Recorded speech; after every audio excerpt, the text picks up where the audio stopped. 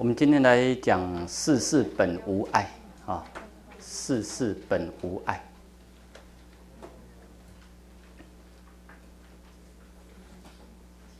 世事本无碍，应该可以说，本来就是要探讨法界本无碍，本来就没有阻碍了啊。也就是说，你跟涅槃、净土、极乐世界，你跟天堂之间都没有阻碍。你本来就处在净土中，你本来就处在极乐世界里面，你本来就在涅槃的彼岸里面，你本来就在天堂里面。只是人类在这个成长的过程，一有了这个我见之后结果从这个自我一出发，就把它做出重重的分割一直的分割，一直的分割，分割到后来，你就处在一个很狭小的空间，就处在那个很封闭的世界里面，然后一直构筑梦幻世界，而你这个世界呢，却跟实相的世界是背道而驰。所以这就是佛陀所讲的苦海无边。那个苦海无边讲的就是自我所构筑的梦幻世界。那这个世事本无碍这一本书呢，就是正是要让你探讨，有深度的去看、去解析，那这个梦幻世界是怎么形成的，是怎么构筑出来的呢？你要清楚知道你这个梦幻世界是怎么出来的，是怎么形成的，那你才能够对症治疗，你才能够把那个结解开。所以佛教讲说要打开那10个结，那10个结不错，那10个结要一一的解开。问题是你这些结是怎么形成的呢？你要清楚知道。如果你不知道的话，你又会怪天什么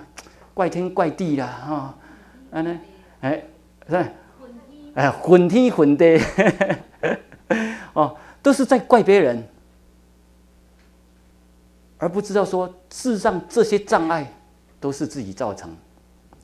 所以这一本相当好。那这位作者呢，本身他就是 Ken Wilber 他就是美国一位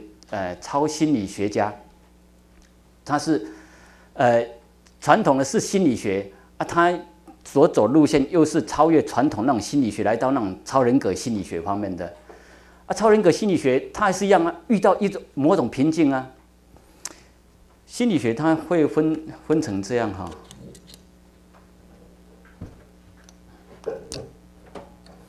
这是传统的心理学，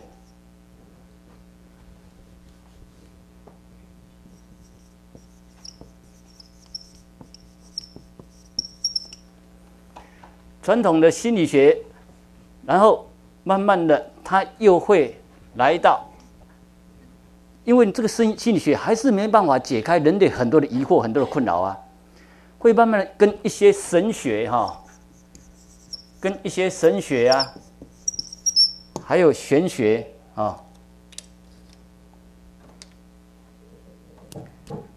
会慢慢跟一些神学还有玄学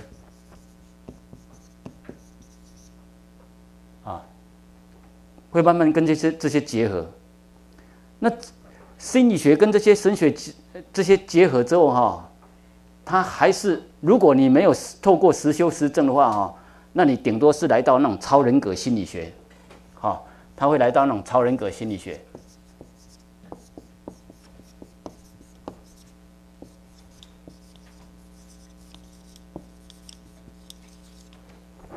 但是超人格心理学你还是很多的瓶颈没办法突破如果这里讲的话这个极致这个顶点的话，会来到佛教所讲的三果的世界来会证悟到三果的世界，啊，他会来到那一种一般众生世间所认定那一种圣贤的阶段，圣贤的阶段，但是他内心的苦、内心的不安，那个依归何处还是不知道，啊，所以他还是会遇到很多的瓶颈。那这时候呢，他会继续再突破。如果真的想要找究竟安心解脱的人，他会继续突破哈。那继续突破就会来到这一本书所讲的那个一体世界，他就来到一体世界哈。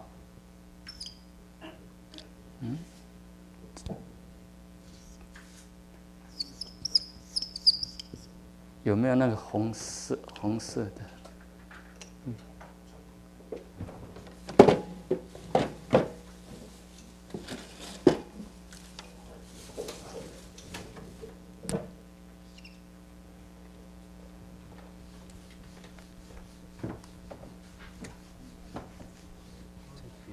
比较细的，哎，好。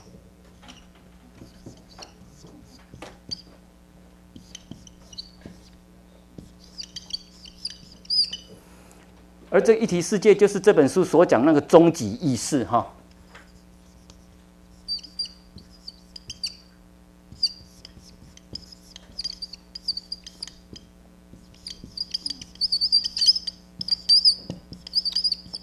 他会来到终极意识的境界。那前面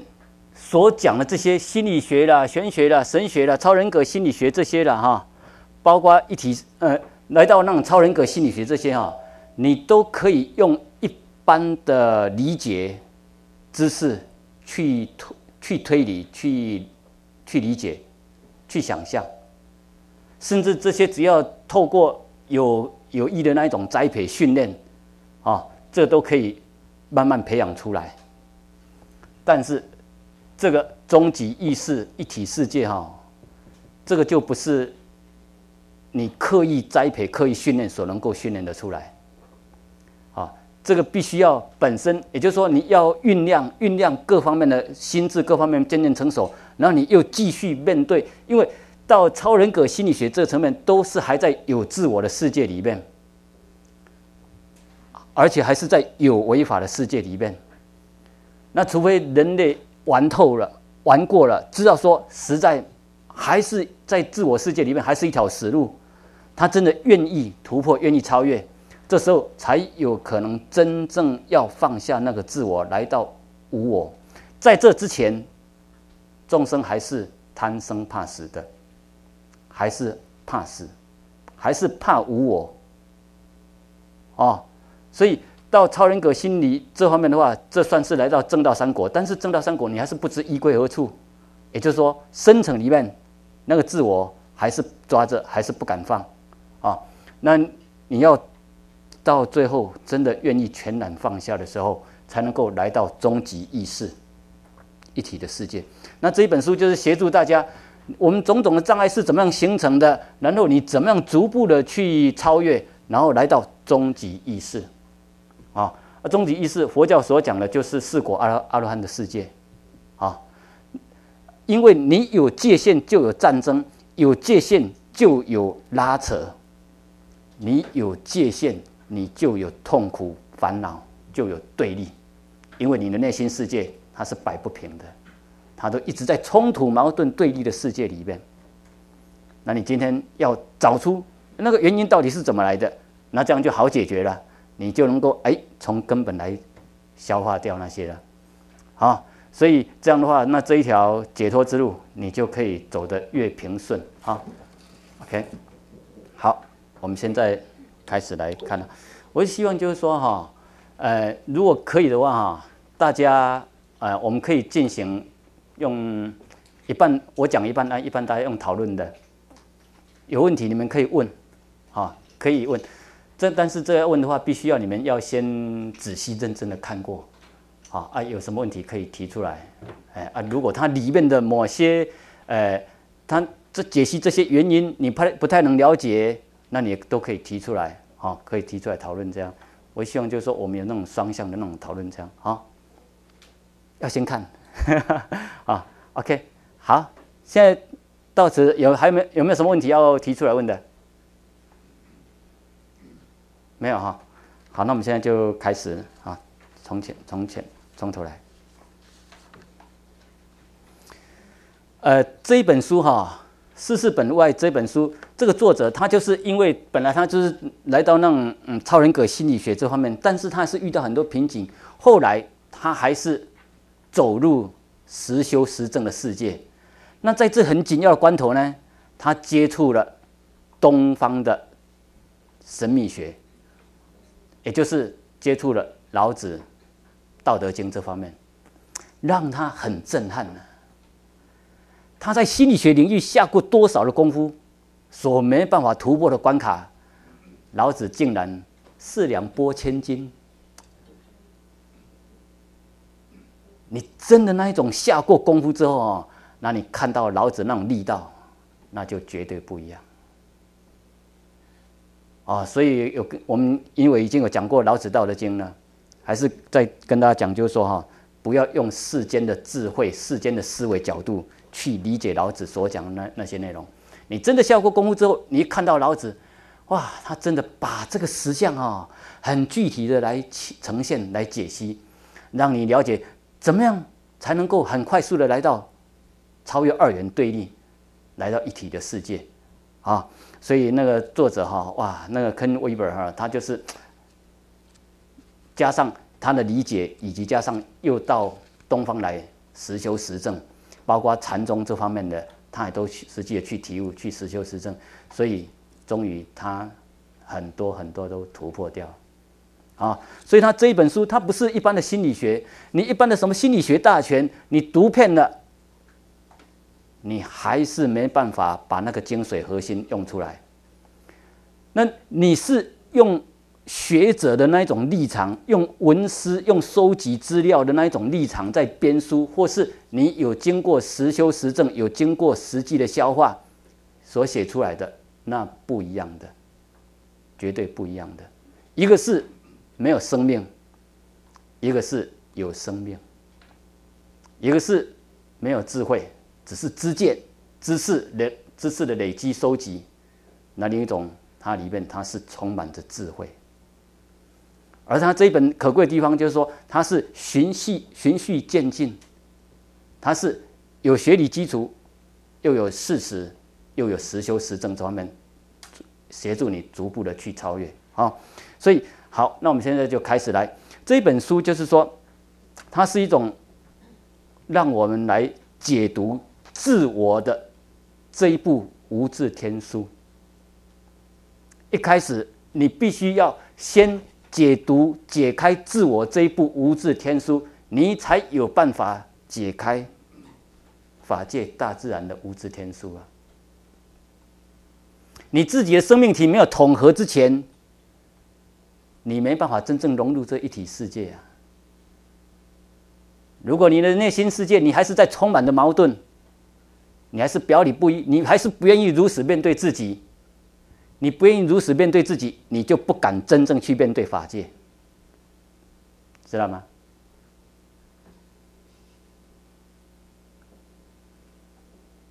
如果你不愿意真正面对自己，你来到法界，你还是逃避还是觉得这没什么，这没什么这跟修行没关系大自然跟修行没关系那是完全错误的所以如果你修行还没有来到要面对法界，那表示说你还没有真正要面对自己，你还没有真正要解脱，你还想再继续构筑你的梦幻世界，那你继续在苦海里面浮沉那这一本书，我把它讲入骨一点，它这一本书是，如果我们把它解开来了你真的要解脱的话那很好了。但是我现在把它讲坦白一点，就是说，它这一本是一个照妖镜，真的它这是一本照妖镜。你如果没有真正要解脱的话，你不敢如实的去照，你会闪、会逃、会避。如果你真的要解脱，真的要处理苦海，那他这一本，他帮助我们如实照见自己，很快你就会不断的脱胎换骨。好，我们来看第一章导论我是谁。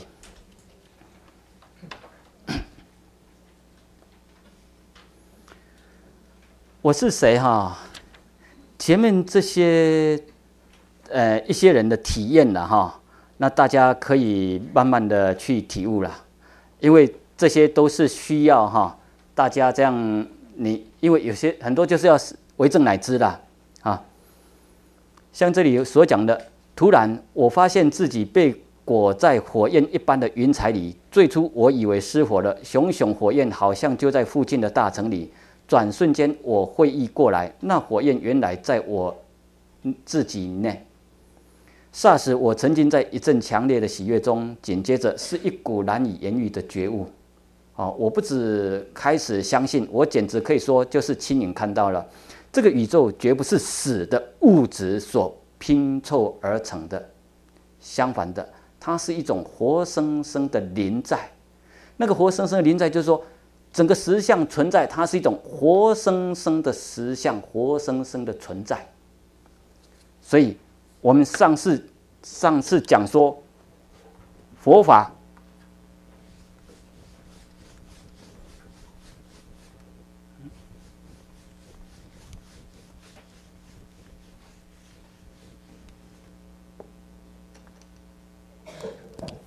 上次我们有讲说，佛法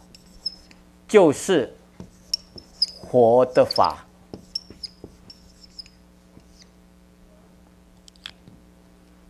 记得，如果你真的体会到这个的话，哈，那我们这一年多来就没有白上。佛法就是活的法，那活的法就是在每天你的日常生活历缘对境中，处处都可以见到法。所以，真正的佛法不是在经典文字堆里面，也不是在头脑中的一些抽象名相，那是一个真正活的法。三法印、四圣谛都是当下在展现啊。所以希望大家能够真的去看到这个活的法哈。所以这个宇宙绝不是死的物质条件所拼凑而成。这就是说哈，如果有的人知见不够正确的话哈，那就会变成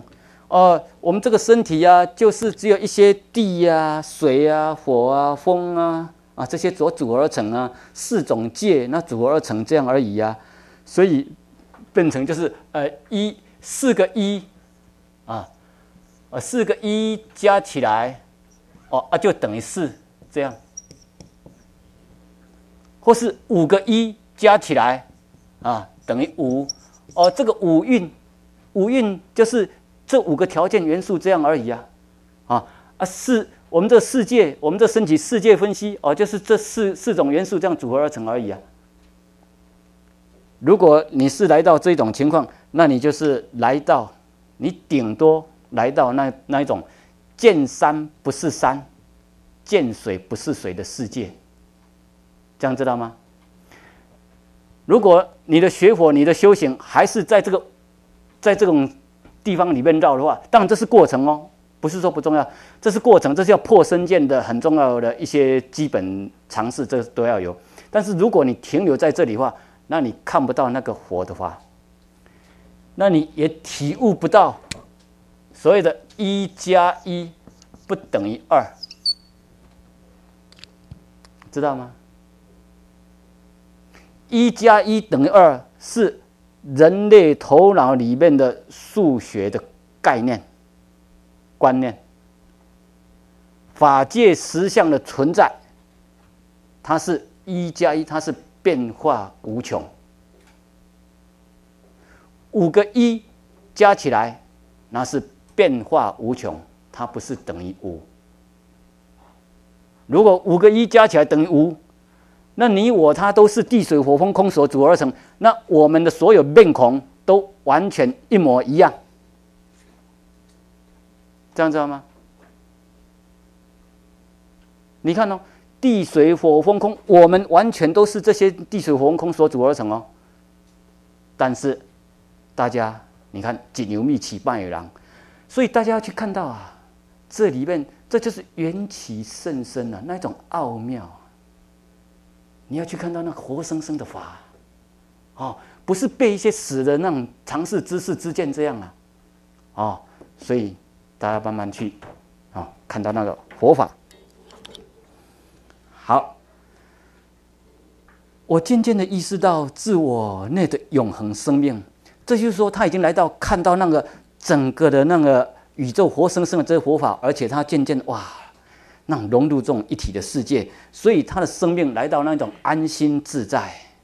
体悟到不生不死啊，所以来到那种永恒的生命。在隔壁这一行，我意识到自己已经拥有永恒的生命，而且所有的人都是永恒不朽的。但是这里记得不要落入那种增长唯心呐、绝对不是一般你用头脑之见所理解那种增长唯心的。我认识的宇宙的原则，原来一切万物都义无反顾地共同为每一个个体以及全人类的福祉而努力。我还看见这个世界以及所有世界的基础，原是建筑在我们所谓的爱之上。所以以前也跟大家提过，整个法界都是无条件、无所求的来养育我们。太阳每天出来都是在告诉你，太阳就是在养育我们啊。这个阳光不是说光是我这样出来晒晒阳光哦，寒冬然后出来晒晒阳光哦，冬天里面的阳光多好，那难道春天、夏天、秋天的阳光就不好不重要吗？那整个都是在散播爱啊，都在散播生命的能源啊，所以一个真正的，当然这种爱哈，不是一般世间所讲那种男欢女爱，或是那种有抓群那爱，不是那个啦。那是一种无条件、无所求那种慈悲、大慈大悲，佛教所讲那种大慈大悲那种爱啊，慈爱啊，所以一个真正了悟法界真理实相的人，他展现出来的就是跟法界相同的这一种大慈大悲啊，好，我们再请大家看12页这里，12页这边我们再看。像这番醒悟是多么的庄严伟大！如果我们武断地将这类经验认定为幻象或是精神错乱，实是极大的错误啊！这就是说，如果众生你自我真的还没有消失之前你用你的头脑去理解、去推论的话那个99.9%都是错误的啊！所以这个就是说，你为政乃知，你要真的自我愿意死亡真的大死一番之后，你融入法界里面，那才会体悟到了所以像在隔壁这一段街道上的尘土以及石块都如黄金一般的可贵。你看这真的是来到那种一体的世界、平等的世界所以我们讲说，那个极乐世界都是黄金铺地，有没有？那个就是你的心的清净之后所看出来的。所以你看，街道上的尘土以及石块都如黄金一般的可贵。你脚踏在地上，脚踏在泥土上，你生命都充满了感恩，充满了喜悦你不会再把那个大地，再把这个土认为说这个是矿物这是没有生命的或这只是一些土而已这里面充满着粪便，充满着污泥，充满着污垢，不是的所以要知道说，极乐世界它是黄金铺地，那讲的都是你现在智慧眼打开之后，你看到了哇，原来整个法界的庄严奥妙，这时候你就处在净土的世界里面所以好，我们再看隔壁行下面一群男孩女孩在街上嬉戏打滚，就好像流动的珍珠一般，丝毫看不出他们是有生有死的生命。所有众生都适得其所地活于永恒中，永恒就在眼前。这个永恒哈，你不要把它又跟那个断哈长那个相反的那种哇，变成一个永恒不变、固定不变的那个永恒，不是哦。你要来到这个永恒，你必须要具备怎么样的基本条件？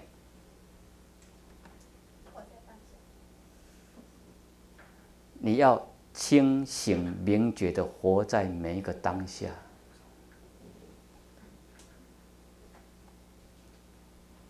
你真正活在当下的人，他是让整个法界呢，不断的一直川流而过啊。他是融入无常法流里面哦，知道吗？你真的体悟无常法流，那它是完全放开融入这整个法界的法流，跟法界一起流动脉动哦。所以这里面它是没有世间名词那一种断啊长的那种观念，不是那些哦。那是人类用头脑去把它界定的。那一个真正觉醒过来的人，他就是跟整个法流一起脉动，而因为他就是清醒明觉的活在每一个当下。这时候呢，时间相消失了，过去了，现在未来那些三心的那些分别啊，那是人类的去分别啊。只要你还有时间相，你就会被时间这个死神，他就会逼迫着你。你的苦就在后面，你会被那个死神逼迫啊！我还大事未了啊，我怎么可以这样死去呢？我这样死去我不甘心呢。你就不能够安住在那个当下，所以唯有你真正体证无常的人，融入无常法流，测证无常法印的人，这时候你才会来到什么叫做不生不死的世界，什么叫做永恒的世界。所以这时候呢，当然这是一个体悟的过程哈。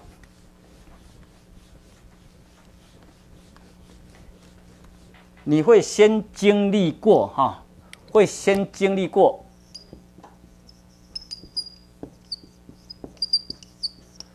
无常的现在哈，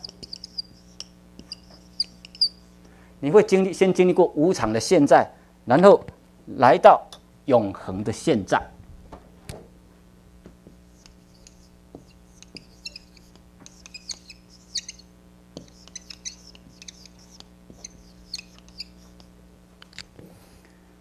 这是一个过程，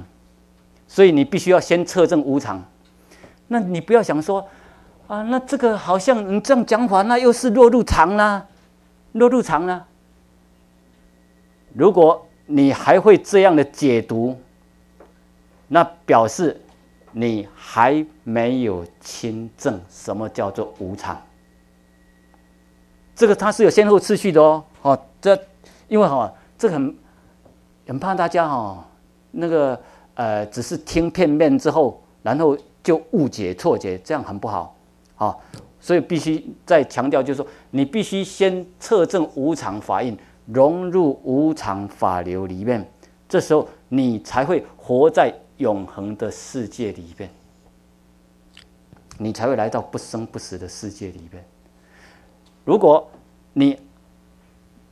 否定这方面的那种存在，那表示你还没有真正体证无常。你没有真正体证无常，那你就没有资格来评断这一句话。那你如果去论断这一句话，那会阻碍你的解脱。所以希望大家能够好好的去体会这个一定要。所以我们在禅修的时候，都是协助大家，你一定要先测证无常法印，融入无常法流里面。那你看整个宇宙或是整个太阳系好了，我们整个太阳系这几十亿年来，它都是这样一天一天、一分一秒的一直在演变，对不对？但是5000年前的文化，5000年前的那个整个那个地球，到现在，它存在还是在现在所以它还是存在这个永恒的这一刹那。这一现在。所以，如果你真的能够活在当下这一刹那的时候，那才会说，过去跟未来都消失，而就只有在当下。所以，你真正活在当下，那就是有的人他就这样诠释，就是说，你真的活在当下，那就具足过去、现在、未来三世同时就在呈现在当下这一刹那。你不要以为这个很简单哦，这个都要大气魄的。众生都是活在过去跟未来的梦幻世界里面哦。好，那你唯有你真正活在当下，你生命才会真的活起来啊。所以你看哦，像这一段话，他讲的就是那种真的就是那种心境火土境的具体的诠述了，知道吗？心境火土境的诠述了啊。好，在这一段就渐渐蛮重要的哈。美国首屈一指的心理学家威廉·詹姆斯也不断强调，我们平常醒时的意识只不过是意识中的一环而已，在它的四周环卫着的仍然是意识的潜在原型，笼罩在一层薄膜之下，那是个完全不同的境地。我们的日常觉识好比一个平凡的岛屿，被一个浩瀚无际、玄秘难测的意识海洋所环绕。它的潮汐日以继夜地拍打着我们日常觉识的礁岸，直到某一刻，它顺其自然地越过了礁岸的阻隔而流入内地。我们那小小的意识岛屿顿时淹没在一股广大而玄秘的真知之中。这崭新的意识虽玄秘难测，却极其真实。这里我们来解开哈。第一行下面，我们平常醒时的意识只不过是意识中的一环而已。这个我们上次有用那个波浪跟海洋来让大家体会了解嘛。你如果在有自我世界里面你的生活视野、你的界限，你就只是在一个小波浪的那个范围里面而已哦，你看不到整个大海。那你用那个金钟罩，你把自我罩在那个小波浪里面那你看，你的心胸、你的整个生命，就只有在这样小小的那种世界还有更具体的体悟，就是说，人很少清醒明觉的活在当下。你能活在当下的，占你一天的时间里面呢，比例是很少。这样知道吗？如果一天，现在假设你能够有10%活在当下，那已经很不容易哦。所以那如果你没有活在当下的时候，那你的生命潜能都没有开发出来哦，因为你都在过去、未来，在担忧东、担忧西，活在忧虑的世界，活在拉扯厮杀的世界，那你真正的生命潜力没有发挥出来。我们等一下会再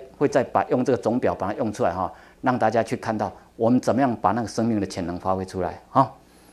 好，再来我们再看这一段的第3行下面我们的日常觉识好比一个平凡的岛屿，被一个浩瀚无际、玄秘难测的意识，这个浩瀚无际、玄秘难测的意识海洋所环绕，就是整个的法界大自然了。它的潮汐日以继夜地拍打着我们日常觉识的礁岸，这是整个法界了。法界的法流呢，它是日以继夜的在拍打着我们日常觉识的礁岸，但是因为我们那个自我都一直紧抓着不放，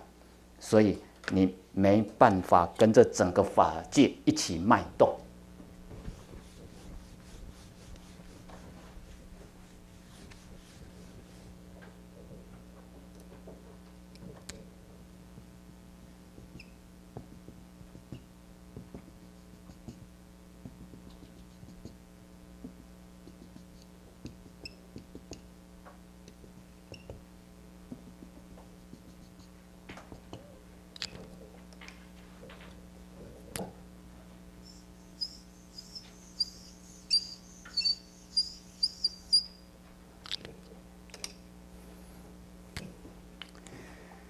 你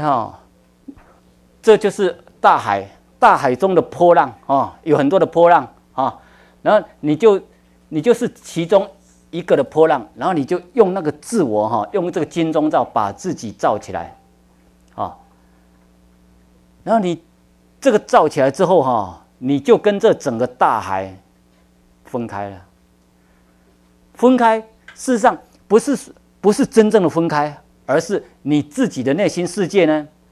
封闭起来。你自己内心世界封闭起来，所以你就处在那种孤零零的世界觉得那一种好像那种孤单孤独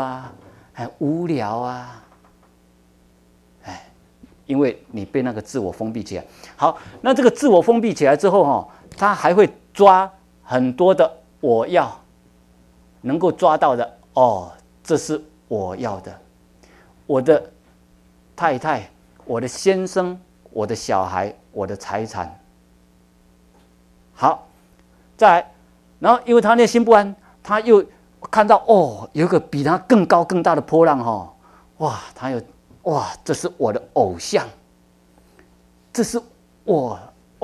的大师。所以这时候呢，我的什么就出来了他所要的那个偶像出现了，你看所以这个自我从这里出发，然后他一直在去构筑他所要的梦幻世界好，不管你怎么抓，只要你有所抓，你有范围的话，只要你有所范围，那你这个大海，你能够围出多少的范围出来？你能够围到多少？所以说，只要你有所抓取，都属极有限。只要你有自我，你都在这个大海里面，处在封闭的世界里面。只要你还没有超越人我相，只要你的那个目标都还在某人身上，还没有来到那个无人相、无我相、无众生相、无寿者相这些的话那你都还在那个自我的封闭世界里边。好，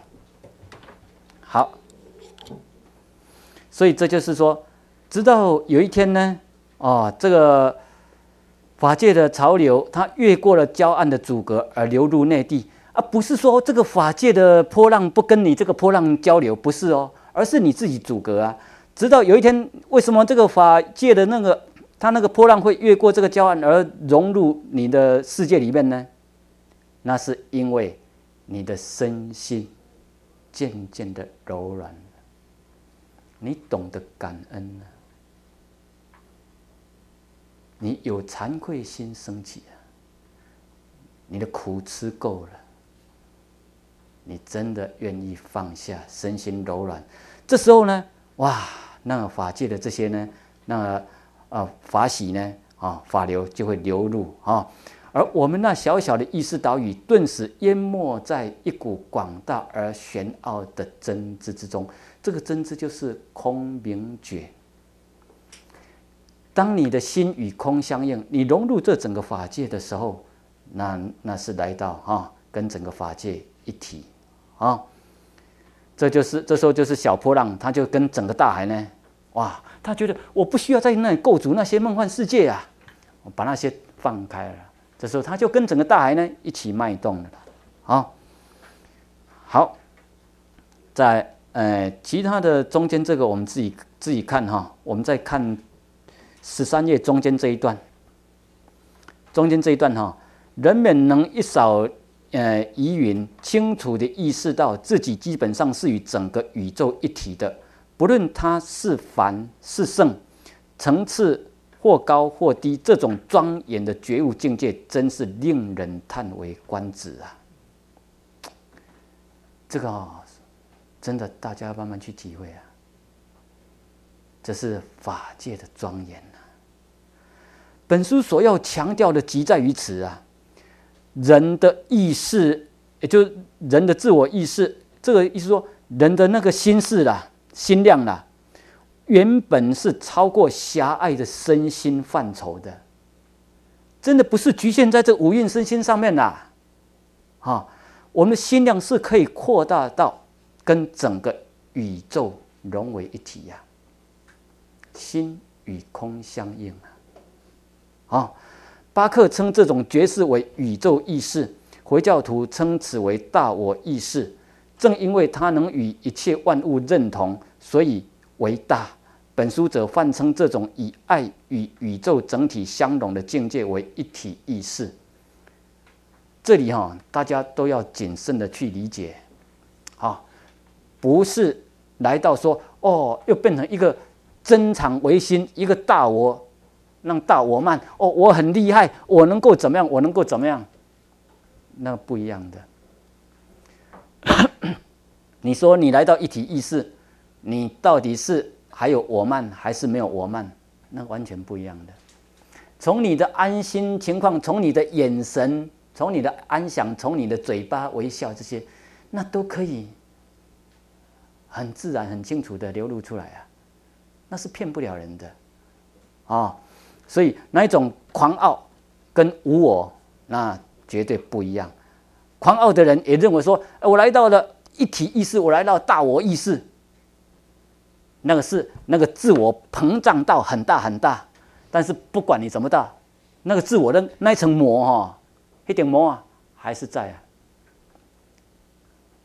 那个就是一直要构筑那个增长唯心那个自我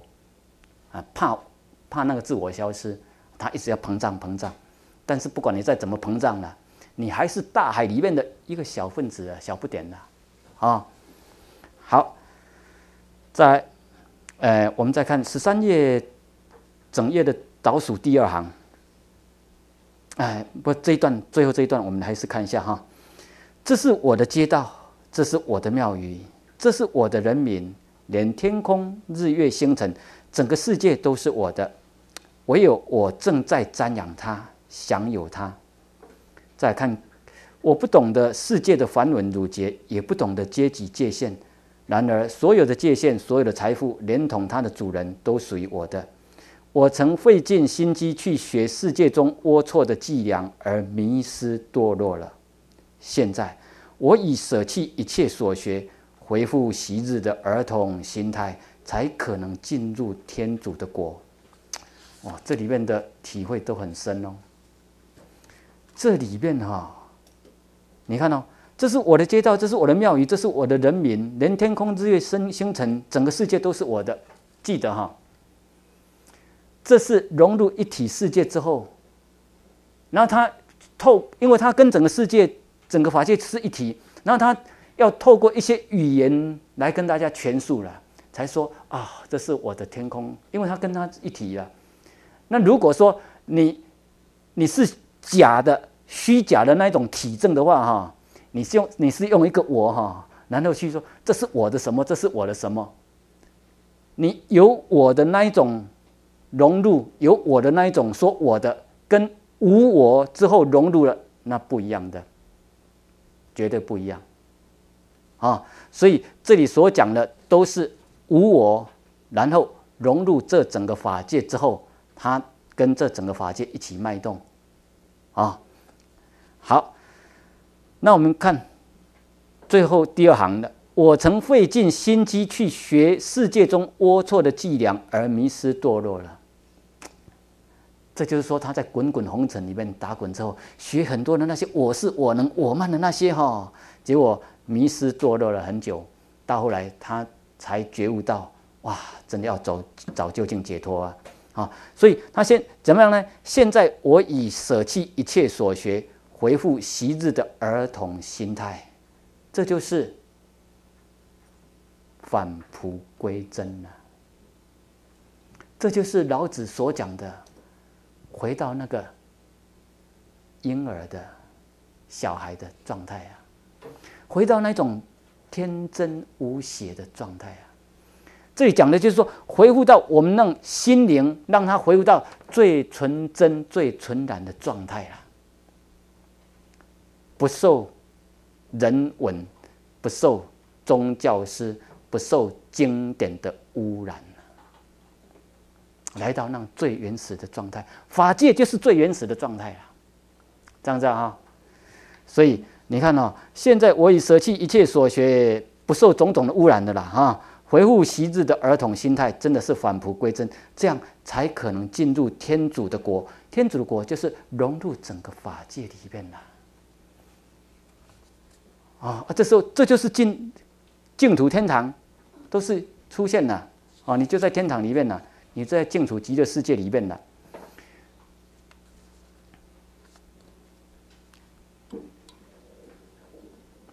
所以上次好像也有跟大家提过，就是说有人就认为说，我在批评净土，批判净土的思想，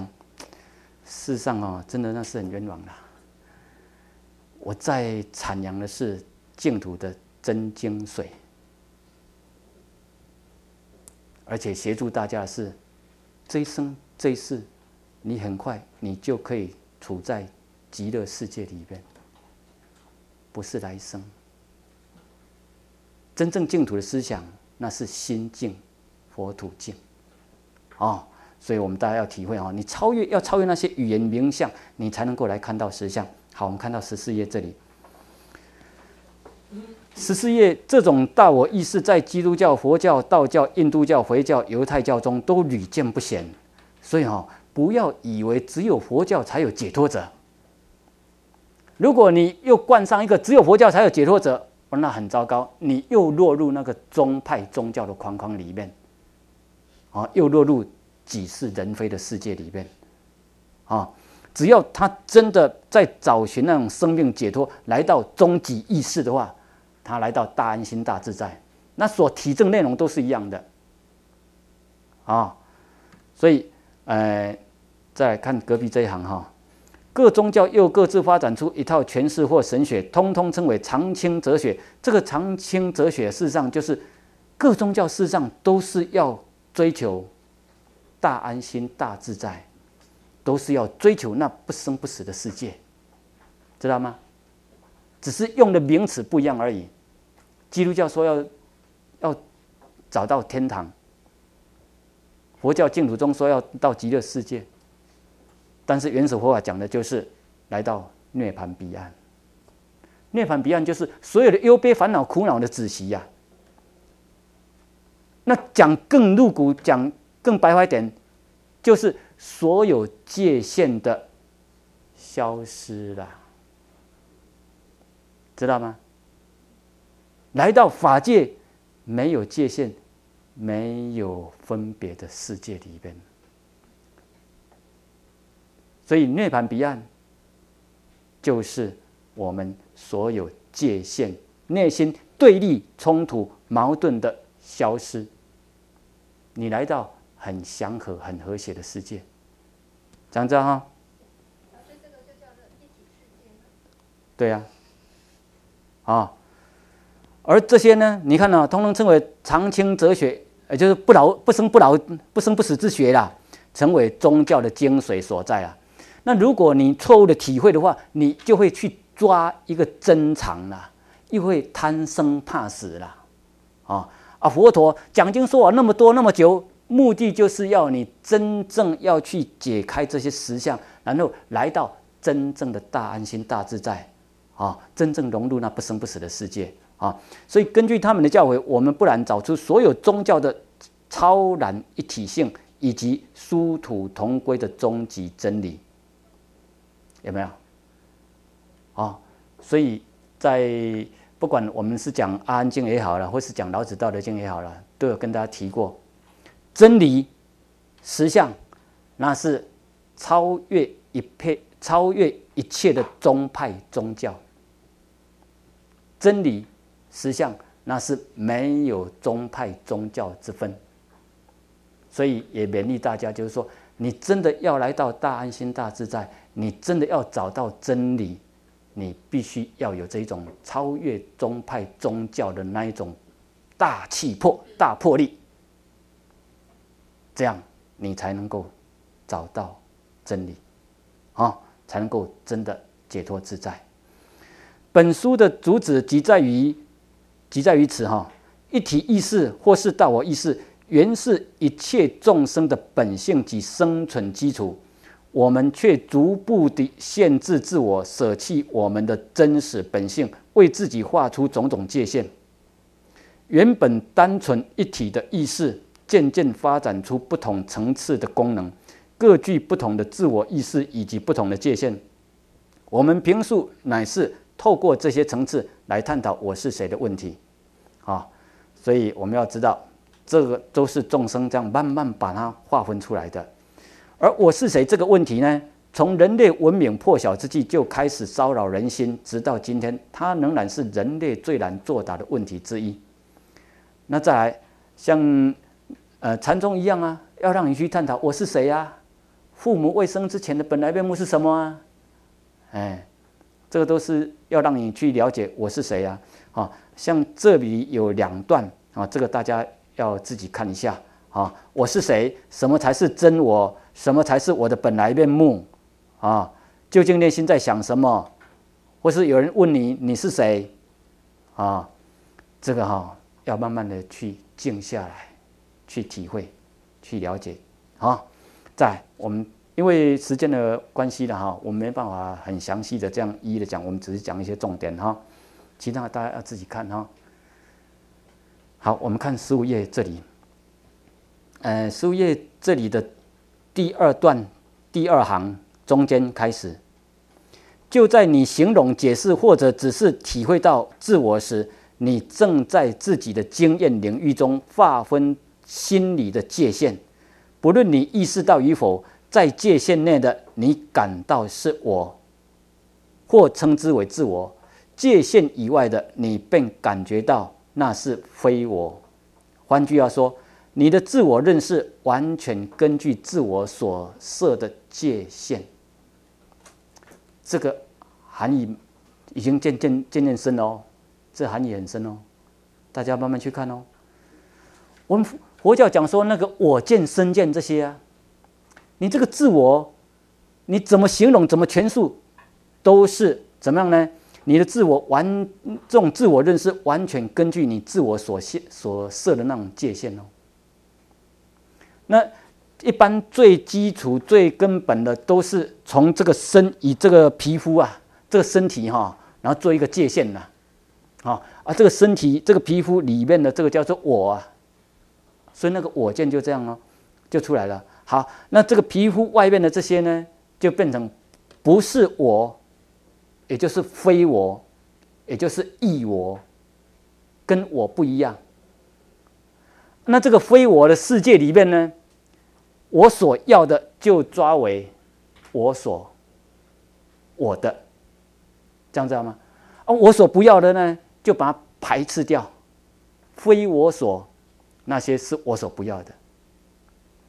所以你都是从这个自我，从你这个五蕴身心这样开始，然后去构筑出来，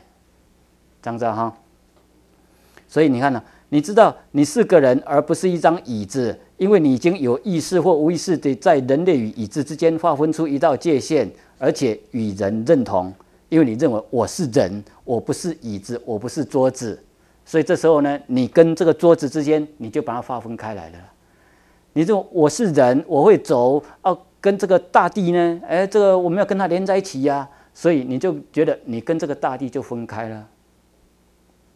当你跟大地分开，你的生命也开始孤独起来了，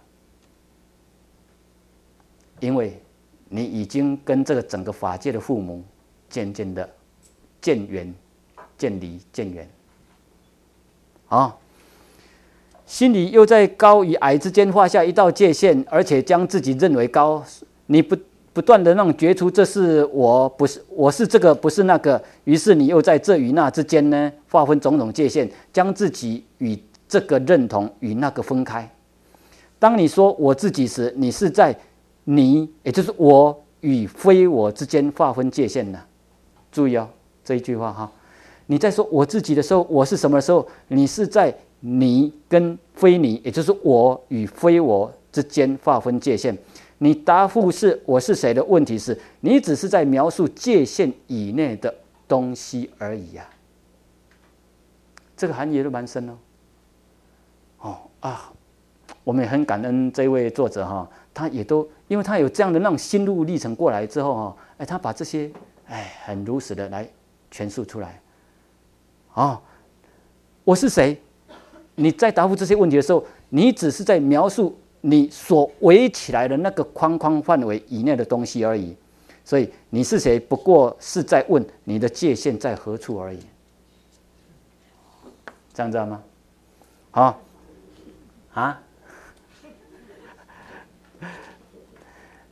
所以这个大家要慢慢的来认清自己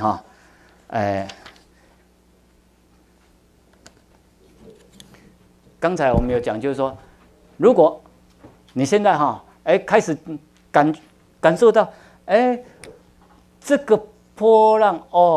这就是我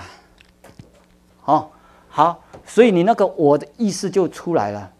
那人家问你我是谁，你就会形容这个波浪里面的这些。再来，那你有这个我那因为你现在把它划分出来，你会孤单啊，你会孤独啊，你心灵是空虚所以你会抓很多你要的，很多你要，所以你就开始向外去抓，这个随着你的欲贪的多少，欲贪越大，你所抓的范围就越多。但是你不是说你抓的越多你就越快乐啊，你抓的越多人是两个囡仔尔，你要爱呢，你感觉两个囡仔不够，2个小孩不够，你要7个8个，百子千孙，那你这样，你越多小孩，你围的越多，你的什么越多？你的苦也越多啊，你的包围越多啊，你的烦恼也越多啊，知道吗？好，所以那你看，众生就是这样一直在围啊，用这个自我然后一直在围啊，然后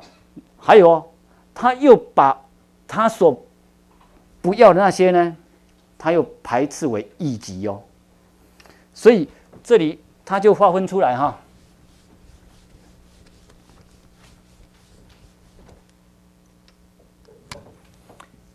有了这个我之后，然后他会要去抓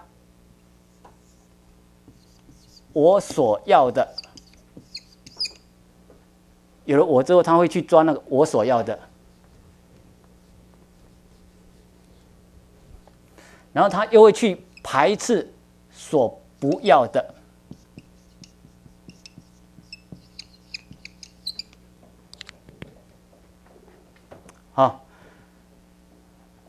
这个我所这里面呢，这是我所要的呢，包括先生、小孩太太啦，还有名利地位，种种。好，不管你再怎么抓，你所不要的，你所排斥的，你再怎么围，你还是在大海里面那个小范围嘛。所以你还有很多很多的这些是在你所不要的，非我所非我所，不是你所要的，还有很多。而这些呢，它就成为你很多的梦魇，你很多的敌对的境界、痛苦烦恼。那你围起来的呢？你围起来，难道这样你就能够心满意足吗？你还是患得患失所以这个大家要慢慢去看到好，我们再看第16页。所以我是谁的所有答案，可以说都是基于你如何在自我与非我之间划分界限再来我们再看第2段。有趣的是，这个界限呢，常浮有不定，你可不断重化。为什么呢？为什么？欲望。不改变，无常。无常太抽象了。为什么会这个界限会常浮有不定？要的东西有时候会改变。这个最主要是会随着每一个人的认知以及心灵的成长而异，知道吗？会随着每个人的认知跟心灵成长而异。啊？对呀、所以你会不断的这样重新划分所以你以前很在乎、很执着的，当你温习一段期间之后，你的心灵智慧又成长又超越之后，你所抓取那就不一样了。所以说，如果说你来听文课半年或是1年下来，你还没有明显的脱胎换骨转变，那有2种可能，一种是我讲的不好，跟你所要的还没有相应，那另一种情况是，我们还没有成长。另一种情况就是你没有真正归零，你还带着很多过去的知见在听，这样的话你不会脱胎换骨的。好，那我们现在休息一下